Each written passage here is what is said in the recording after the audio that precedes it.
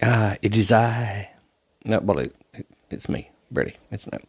I tried a different accent, didn't really work out for me. So, here we go again. I think so. Is that how I start everything? I don't know. If you've only just joined us and started at this episode, what are you even playing at? Because you missed half the book. You need to go back and listen to old episodes, don't you? It's just ridiculousness just joining me at this point. It's like you don't start a movie halfway through, do you? You don't. Well, you could. But to be honest, it doesn't really matter if you listen to a previous episode. You missed out on Trevor and his comb in his back pocket. That was a very interesting episode. Oh, the Terminal Velocity of Pooh. That was another episode. You've missed out on lots of things. You've missed out on taking your temperature with a thermometer. That was a saucy episode. And there's been some other saucy episodes, so you kind of missed out, really, on things, haven't you? What were you doing? What were you doing? Have you just discovered us? Not that I need discovering. I know that I have no listeners anyway, so that's fine. We discussed this previously, I'm sure. I say we, it's only me, isn't it? It's a schizophrenia. So yeah, I discussed it with myself a while ago, but I don't actually have any listeners. However, apparently, according to the statistics, I got still 3 followers on YouTube. How the heck does that happen? But why? Just seriously, 3 listeners, and then I've got 10 subscribers on. Oh my god, I'm yawning again. What's going on? Ugh, I'm so tired again. We've got 10 people subscribing on Spotify, and the first episode has had 21 people play the whole thing in one, like the whole thing, just every bit of it. What? How did they tolerate that? I want to know. Anyway, right. If you're new to this, then you might want to jump to 5 minutes in, because then you get past the preamble. Everyone likes a preamble. I'm quite good at the preambling stuff. So I've been to the zoo today. So it was very animal based, isn't it? At the zoos. So it was nice, and I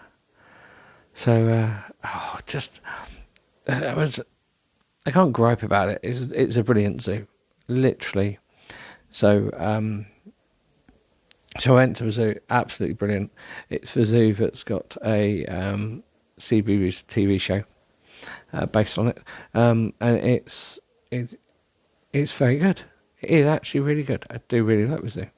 It's one of my more favourite zoos to go to. But the comedy, just everyone was sitting around watching the bird display, and it got ruined right at the end because someone decided to propose to their partner while she held an owl, and just as everyone was like, "Oh, it's so romantic," and I was like, they didn't even get the owl to hold the ring. They could have flown the owl in with the ring. Or they could have used another animal to transport the ring to the lady and gone, "Oh, what's this?" And then the partner would have gone, "Will you marry me?" That's more romantic.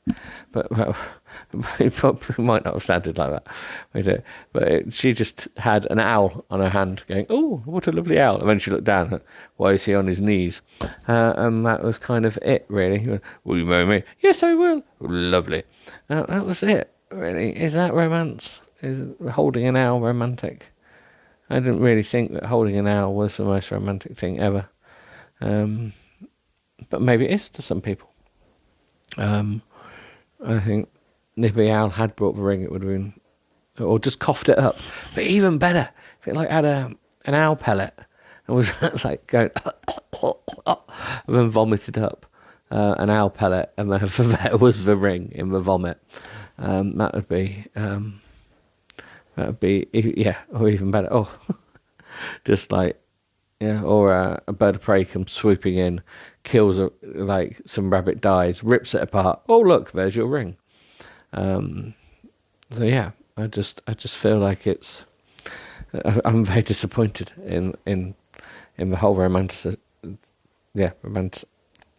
Yeah, you know what I'm saying. So yeah, and then other things that happened. Yeah. But yeah, what have I done? What did I do? Yes, pharmacy. So I was told that I could not have my next lot of tablets yet because I had not used them all up. It's like, but I have none left. They're like, no, you cannot have them. You have to wait till Friday. Like, but I've got none.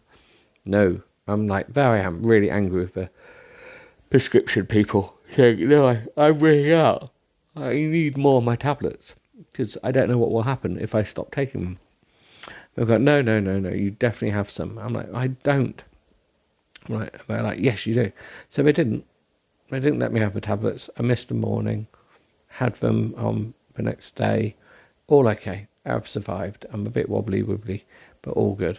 And then, lo and behold, I was told to tidy up a shelf that my tablets live in and tidy up all my boxes, and found 2 strips of the tablets that had fallen out. So I don't even know how that's happened or how that's ended up happening, but I found all the missing tablets, which is good news. So yeah. So I felt really bad when I found them. I feel like I need to apologise to the pharmacist person for having got them, but I won't. I'll just, be embarrassed later. I'm like, no, so that was a bit awkward. But I've now got enough tablets. Hurrah! What else? What else has gone on? Yes. I don't know. Shall we read the book? Let's read the book. So, well, we did have. We've got someone interested in doing a Teams thing. So, if you're interested in doing a Teams thing, and we all download Kindle and read at the same time, well, I read and we can discuss as we go. Like a book club. I'm not sure how book clubs work. A lot of people have been going, I would like you to come and chat with us on Discord. I'm like, why Discord? What's special about Discord and recording? So is Discord the thing to record meetings on and stuff, or group chats? Anyway, we found that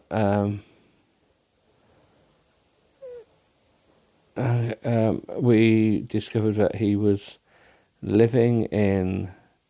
Everyone was just swearing again still, wasn't it? Oh, holy hell, we need tequila. She gets up and disappears to a bar. He asks you to his place, Aaron squeaks. I nod. Do you know where he lives? No. Park Avenue. So we've been through that overlooking Central Park. I'm sure we read all this. I was half asleep, so... and then it was $50 million for his place. Why are we giving all this information? It's just like to prove how minted he is, I presume. But we already know he owes a massive big corporate. So we just presume he's minted. And then the person's really emphasising this in the book. And that's really annoying me. He shrugs. He must have gold toilets or something. Now, gold toilets, here's a question. But, well, we all know we prefer peach toilets. But would they be cold? They're metal. They're going to be cold to sit on. But how easy would they be to clean? That's the thing. Is there some legs in having a gold toilet? Oh God, here we go. Oh, that's the question. I giggle as I get a vision of someone sitting on a gold toilet. Well, we don't giggle about that, do we? We think about the fact, what's the practicality of a gold toilet? Molly sits back in her seat and then hands me a shot of tequila. Drink this and then go and fuck him stupid. Oh, right. I'm not going, I snap. Well, what's the plan of attack, she asks. Oh, are you playing hard to get? No attack. I'm going home to see Robbie tomorrow. I exhale heavily. I need to sort out our relationship, and hopefully he will come back with me. Aaron rolls his eyes in disappointment. Can you at least be excited about Jameson Miles as we are? No, I'm not. And remember not a word to anyone. I sip my drink. I know exactly what will happen with Jameson Miles. I'll sleep with him once, and then he will move on to his next victim, and I'll be conveniently fired. I shake my head in disgust.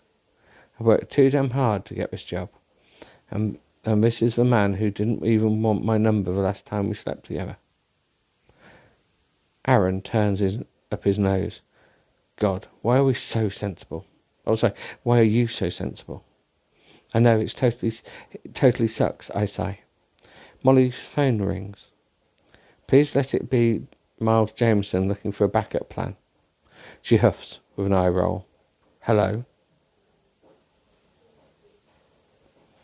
She frowns as she listens. Oh, hello, Margaret. Yes, I remember who you are. You're Chantal's mother. She smiles as she listens, and then her face falls. What? Her eyes were widened. Are you serious? She pinches the bridge of her nose. Yes. Sounds like she's unable to get a word in. I can't understand why you're upset. She narrows her eyes and shakes her head at us. I'm so sorry. Aaron and I frown at each other. What happened? I mouth. How explicit are we talking? She asks. Her eyes widen. Oh my God, I'm so sorry. She listens. No, please. Don't go to the principal. I appreciate you calling me first. Ooh. She closes her eyes as she listens. Once again, my sincere apologies. Thank you. I will handle it. Yes, goodbye. What? I ask. She puts her head in her hands. Oh my God, that was Chantal's mother, the girl my son is crushing on. She went through Chantal's phone and found provocative messages between them. I bit my lip to stop myself from smiling as I listen. It's pretty normal in this day and age, isn't it? I tried to make her feel better. I think they all do it. How old is the girl? Aaron asks. 15, Molly cries. Now, technically, are we talking America? Oh, it's different in America, isn't it? Americans don't know the law. But in the UK, you could, because I'm going to have to explain this to the kids when they're slightly older. When they hit that certain time when they fall in love with their right hand, is that if they have any indecent photos, even with their girlfriend, if they're under the age of 16, then it's illegal. So they could be prosecuted. And I would never wish that on anyone. So, kiddie winkles, just say no until you're old enough. And then have fun. Anyway, yes. I giggle as I listen. God, I can't imagine what it's like to have a teenage son. Well, yeah, I'm kind of dreading it soon. Just think about the amount of toilet paper we'll get through. The crustiness of bed covers. She dials her ex-husband's number. Hello, she snaps. Go into your son's bedroom and grab his phone and throw the damn thing in the toilet. He's grounded for life. She listens. Aaron and I begin to giggle uncontrollably. Michael, she says, as she inhales deeply to try to calm down. I know he's been seeing her, and I know she probably likes it. He's 15 years old, she whispers angrily. Take his phone, or be prepared for me to come over and smash it. She hangs up in a rush and puts her head down on the table and pretends to bang it continually. Oh, she's like, I don't know. It's like she's trying to paint that picture of like a mum. It's a really bad picture of a mum who's dealing with an ex-husband and her son's a teenager and wants to hump anything, because obviously this is a humpy type of book. Aaron and I burst out laughing, and I put my hand on her back. Do you want some more tequila, Moll? I asked sweetly. Yes, I do. Make it a double, she snapped angrily. I stand at the bar as I look over at the table, and Aaron has his hand over his mouth in uncontrollable giggles. I drop my head to hide my goofy smile. This is hilarious, because it's not happening to me. Right. What time is it? 15 minutes in. Have we got time for a bit more? Because we finally get introduced to Robbie now, the boyfriend. We're 77 pages in. 16% done. I normally like to stop at 10%, but let's keep going. Because this is a surprisingly bad, yet readable book. Hey, I smile as Robbie opens his front door. Is that a euphemism? I think to myself. Hey, you, he smiles as he wraps me in his arms. This is a surprise. I know, I was missing you, so I flew home this morning for the night. Come in, he drags me into a converted garage. Lovely. He knows how to give a girl a good time, doesn't he? I couldn't sleep last night. I was worried about my feelings. I can't stop thinking about stupid Jameson Miles. I got up and went straight to the airport and caught the flight out. I looked around Robbie's tiny studio apartment and at the empty pizza boxes and dirty glasses lying around. What have you been doing? I ask. Not much, he smiles. He lies on my bed and taps it beside him. I lie down. He slips his hand up my top as he looks down at me. Did you go to any job interviews this week? I ask. Nah, nothing suited me. He's just a bum. He's just a lazy bum. I frown. Any job is a good job, isn't it? I ask hopefully. I'm waiting for the right one. He kisses me softly. I stare up at him as I feel his erection growing up against my leg. Robbie, come back to New York with me. There are so many jobs there, and it would be a fresh start for you. We could discover the city together. He snatches his hand away from my breast and pulls away from me. Don't start your... Oh, swear word.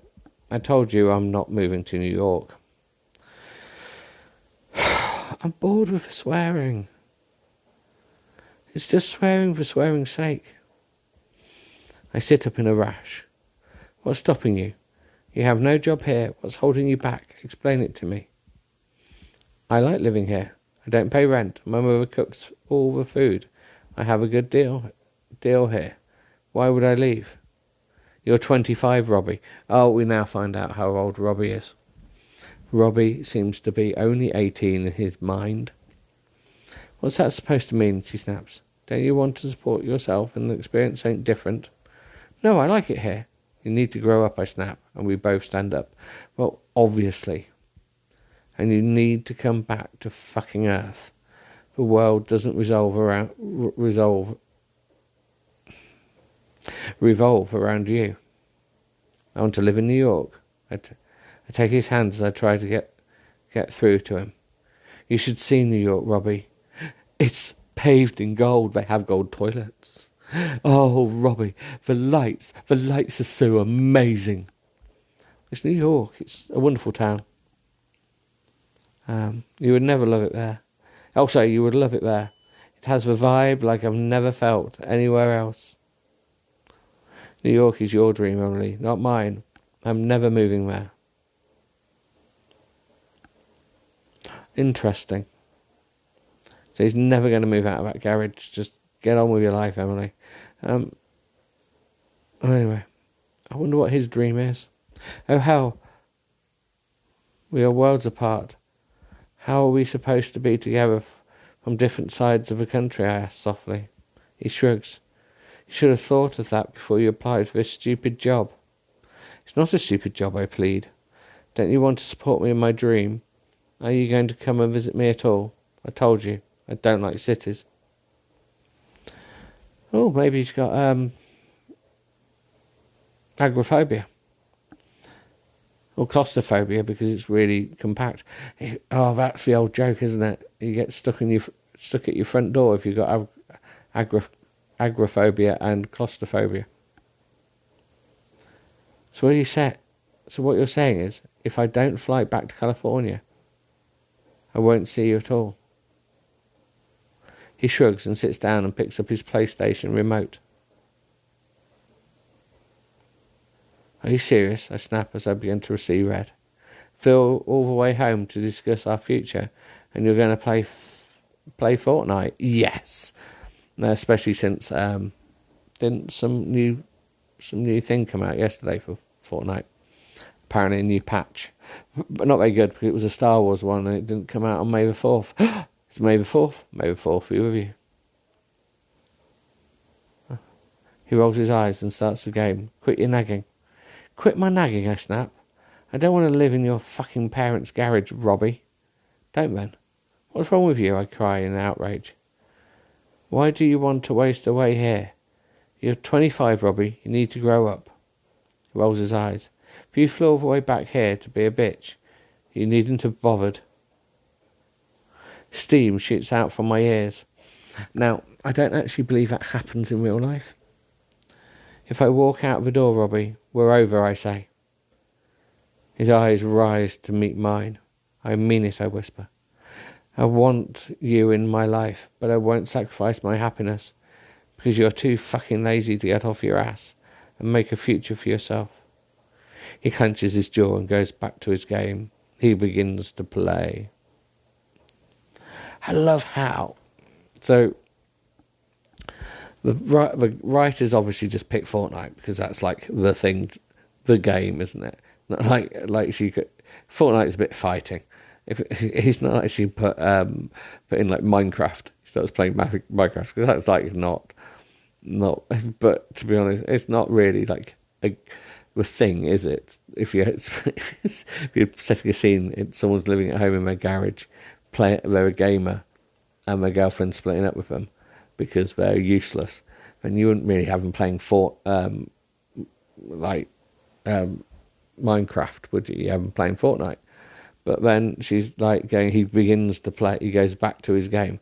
Well, you can't really go back to a game once you're in a challenge, or whatever they call it. When you're in a battle, that's the word I was looking for. When you're battling, you can't just come in and out. And this was written before the Lego stuff. So you can't really just come in and out of it. Anyway, that's my little bit of a rant. I was a bit annoyed there. He clenches his jaw and goes back to play his game. I watch him through tears as I hear my angry heartbeat in my ears. Robbie, please, I whisper. Come with me. Whatever. Oh well, yeah, they've split up. And then I went to my Wisconsin, stay at his house. Whatever. She says, so that whole thing was I just can't be bothered. He keeps his eyes on the screen, close the door on your way out. He puts his headphones on to block me out. Get a lump in my throat. I take a look around at his room as he plays his game, and I know this is it. The defining moment. I can't save him. Well, no, you need to be saved to be saved. But I can't be stagnant here in his parents' garage. No, the woman I want to be lives in New York and has a dream job. Sadness overwhelms me. Righty. I walk over to him and take his headphones off. I'm going. He stares at me. You're better than this, I whisper. He clenches his jaw. Robbie, I whisper. You're so much more than just a football star. You need to believe that. His eyes search mine. There we go. I've managed to sum up that page in a few rumblings. Go get help. He drops his head and stares at the floor. I take his. It's going to be too late for us, but I want it for you. Come with me, I whisper. Please, Robbie, pull out of this.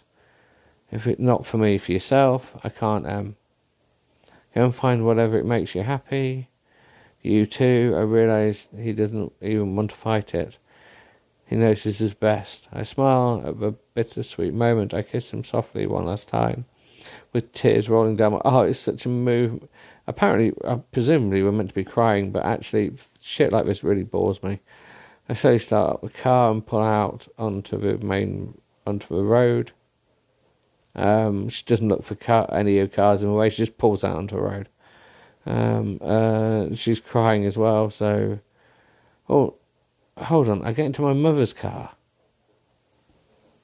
So she's in her mum's car, but she didn't mention that she came over in her mum's car, did she? Oh, now we drop that bit in. Why does it matter?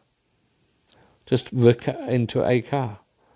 I slowly start the car, pull out onto the road, and not looking where I'm going, and oh dear, I crash into everyone. No. I wipe with tears with my forearm as I feel a chapter of my life close. Well, of course you're splitting up with your partner because in the next 24 hours you're going to be in bed with someone else. Anyway, on that note, we've read our 5 pages as we normally get through. I better go sleep because I'm shattered again, as always. Lots to do tomorrow. Got to clean sick off the car because someone might have vomited in the car on the way to the zoo this morning. So that little person stuck his head out the window to vomit, and like love, it all came back in his face. So time I've got to clean down all the seats, etc., etc., etc. Right. Well, toodle pip, ta-ta for now, and all that jazz. I'll speak to you again. Bye.